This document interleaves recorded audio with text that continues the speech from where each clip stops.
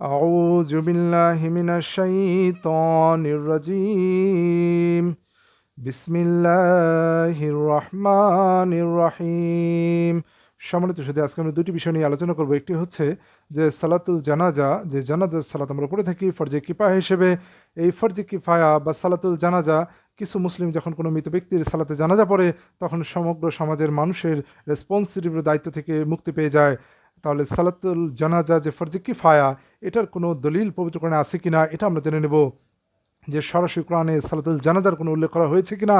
আবার আমরা কবরের পাশে দাঁড়িয়ে মৃত ব্যক্তির জন্য দোয়া করি, আমাদের সকলের জন্য দোয়া করি, মৃত ব্যক্তির ক্ষমা চাই, তার গুনাহের জন্য ক্ষমা চাই।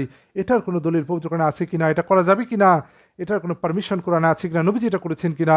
চলুন আমরা এই দুটি বিষয় জেনে নেব। একটি হচ্ছে সালাতুল জানাজা পবিত্র কোরআনে দলিল আছে কিনা, আর মৃত ব্যক্তির কবরের পাশে দাঁড়িয়ে আল্লাহর কাছে দোয়া করা যাবে কিনা, এটা কি সুন্নাহ, এটা কি ফরজ, নাকি এটা করাই যাবে না, এই বিষয়টি আমরা পবিত্র কোরআন থেকে জেনে নেব। চলুন আমরা চলে যাব সূরা তাওবা 9 নম্বর সূরা 84 নম্বর আয়াতে। এখানে আল্লাহ তাআলা বলতেছেন, ওয়ালা তুসাল্লি আলা আহাদিম মিনহুম মাতা আবাদা ওয়ালা তাকুম আলা কবরিহি ইন্নাহুম কাফারু বিল্লাহি ওয়া রাসূলিহি ওয়া মাতু ওয়া হুম ফাসিকুন।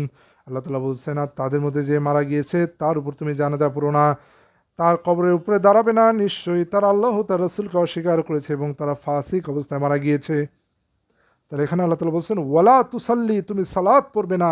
মূলত আল্লাহ তাআলা এখানে মুনাফিকদের সম্পর্কে বলেছেন, যে রাসূল আকরাম সাল্লাল্লাহু আলাইহি সাল্লামকে আল্লাহ তাআলা সরাসরি নির্দেশ দিয়েছেন। পূর্বের আয়াতগুলো মুনাফিকদের সম্পর্কে আল্লাহ তাআলা বলেছেন ওয়ালা তুসাল্লি, তুমি সালাত পড়বে না, আলা আহাদিম মিনহুম, তাদের কারো উপরে, কারো তাদের মধ্য থেকে, মাতা যারা মরে যায়, আবাদান, কখনো কখনো সালাত পড়বে না যারা মারা গিয়েছে তাদের মধ্যে থেকে কারো উপরে, ওয়ালা তাকুম, এবং দাঁড়াবে না, আলা কাবরিহি, তাদের কবরের পাশে।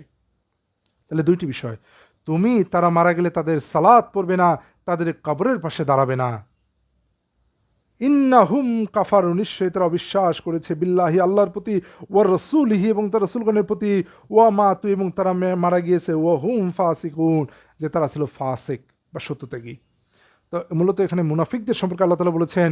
তাহলে নবী করিম সাল্লাল্লাহু আলাইহি ওয়াসাল্লাম তাহলে কি করতেন, এখান থেকে আমরা পরিষ্কার বুঝতে পারলাম, যখন মুসলমানরা মারা যেত নবী করিম সাল্লাল্লাহু আলাইহি ওয়াসাল্লাম তাদের সালাতুল জানাজা পড়তেন, মৃত ব্যক্তির উপর সালাত পড়তেন, সেটাই আল্লাহ তাআলা এই আয়াতে বলেছেন।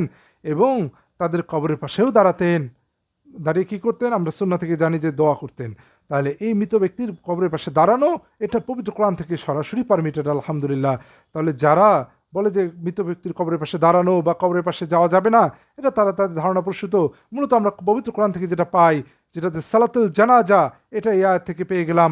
আবার কবরের পাশে দাঁড়ানো, কবরের পাশে দাঁড়িয়ে আল্লাহর কাছে দোয়া করা, এটাও যে নবীজির সুন্নাহ, এটা আমরা ফরজ হিসেবে না পেলেও এটা কনফার্ম সুন্নাহ যে নবীজিটা করতেন।